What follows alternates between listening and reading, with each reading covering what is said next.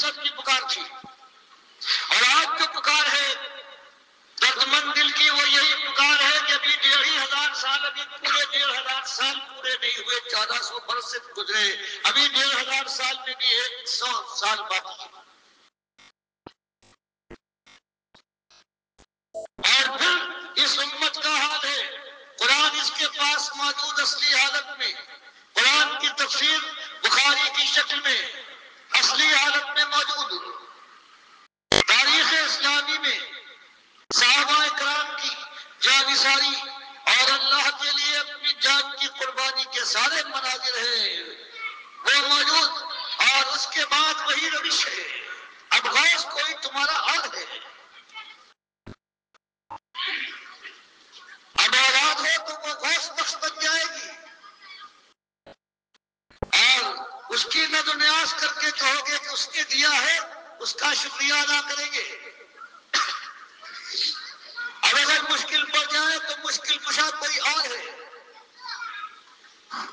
اور مالک فرمائے اللہ لا الہ الا هو الحی القیوم،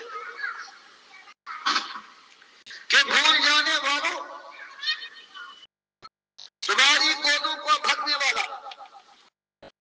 تمہاری ماں کی پیٹ کے 3 اندھیروں میں تمہیں رزق پہنچانے والا، تمہاری ماں کے خون سے نکالا ہوا دودھ تمہاری گلے، تمہاری رگوں رگوں میں چپکا کر بہا دینے والا، وہ تمہارا ایک مالک ہے۔ وہ زندہ جاوید ہے، ہمیشہ سے تھا، ہمیشہ رہے گا۔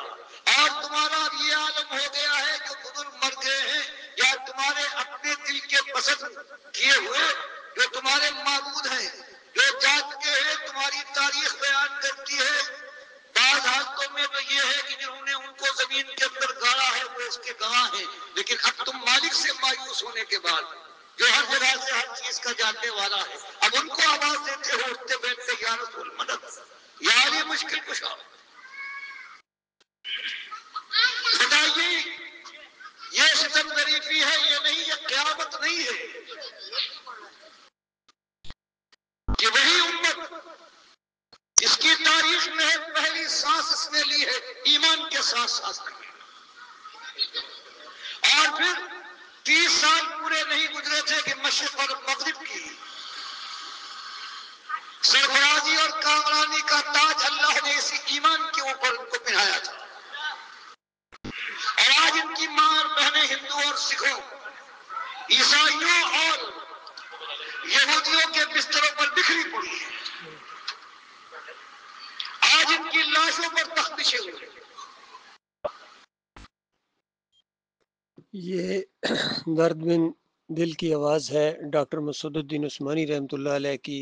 پھر اسی توحید کی دعوت کی طرف متوجہ کر رہے ہیں کہ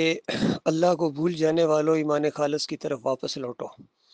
تمہاری یہ دنیا کی ذلت اور خواری بھی دور ہو جائے گی، اور آخرت کی جہنم کی آگ کا جو خطرہ تمہارے سروں کے اوپر منڈلا رہا ہے، جہنم منہ کھولے تمہارا انتظار کر رہی ہے۔ شرک کرنے والوں، چادریں چڑھانے والوں، عرس اور میلے کرنے والوں، یا علی مدد کے نعرے لگانے والوں، یا رسول مدد کے نعرے لگانے والوں، 11ویں کھانے اور کھلانے والوں، اور 12 ربیع الاول جو نبی علیہ السلام کی وفات کا دن ہے، اس دن خوشیاں منانے والوں اور کیک کاٹنے والوں اور مٹھائیاں بانٹنے والوں، اپنے نبی کی وفات کے اوپر ظالموں، تمہیں ایمان کی ذرا بھی سمجھ نہیں ہے۔ تو یہ دعوت بڑی شدت کے ساتھ اٹھی، طاغوتوں کا نشاندہی کی گئی، اور یہ دعوت آگے بڑھتی جا رہی تھی کہ ان کے ناخلف جانشین محمد حنیف نے جماعت کے اندر پھر وہ شرک کا انجیکشن دے دیا، سجدہ تعظیمی کا شرک ان کے اندر آ گیا۔ بہرحال کوئی یہ نہ سمجھے کہ دعوت رک گئی ہے، ڈاکٹر عثمانی رحمۃ اللہ علیہ کے اصلی ساتھی ابھی موجود ہیں، اور اس دعوت کو انشاءاللہ اور زیادہ شدت کے ساتھ، اب تو سوشل میڈیا کا بھی دور ہے، آڈیوز کے ذریعے، ویڈیوز کے ذریعے، لٹریچر کے ذریعے ہر جگہ یہ دعوت پھیل رہی ہے الحمدللہ، اور یہ دعوت غلبہ پکڑے گی انشاءاللہ۔ اور اب ایسا ماحول پوری دنیا کا بن رہا ہے، یہ جنگوں کا ماحول بن رہا ہے، تو اس لیے جہاں جہاں تک یہ آواز پہنچی، اس آواز پر اکٹھے ہو جاؤ اللہ کے بندو، اور دنیا میں بھی اللہ تعالیٰ آپ کو عزت عطا فرمائے گا۔ فرقہ بندی کی اس لعنت سے نکلو، بریلویت سے، دیوبندیت سے، اہل حدیثیت سے، سلفیت سے، امبلیت سے، حنفیت سے بھی نکلو، اور حنیفیت سے بھی نکلو اللہ کے بندو، ایمان خالص کے اوپر جمع ہو جاؤ، اور اس پر جماؤ دکھاؤ، جماؤ دکھانے والے بہت کم ہیں، آتے تو ہیں بڑے جوش کے ساتھ نعرے لگانے والے ایمان کے منوں اور ٹنوں کے، لیکن ذرا سی ہوا چلے آزمائشوں کی اور اس کے بعد ان کی غبارے سے ہوا نکل جاتی ہے اور بکری کی طرح میانا شروع ہو جاتے ہیں، لومڑی کی طرح بھگ جاتے ہیں۔ جماؤ دکھانے والوں کے لیے اللہ نے عزت کا وعدہ کیا ہے اور رنگ جہاں بدلی ہوگا انشاءاللہ، تبدیلی آئے گی، مخلص مومنوں کے ذریعے آئے گی اور بڑی مضبوط بنیادوں کے اوپر یہ جماعت دوبارہ بن رہی ہے۔ الحمدللہ، اللہ کا لاکھ لاکھ شکر ہے۔ مالک مخلص اور باصلاحیت لوگوں کو ہمارے قریب کرے، ہمیں ان کے قریب کرے اور اس طریقے سے اللہ کے راستے کے یہ جالے، یہ توحید خالص کے لیے، رد شرک کے لیے یہ آگے بڑھتے جائیں اور اس طرح پوری دنیا پر اسلام کا غلبہ ہوگا انشاءاللہ۔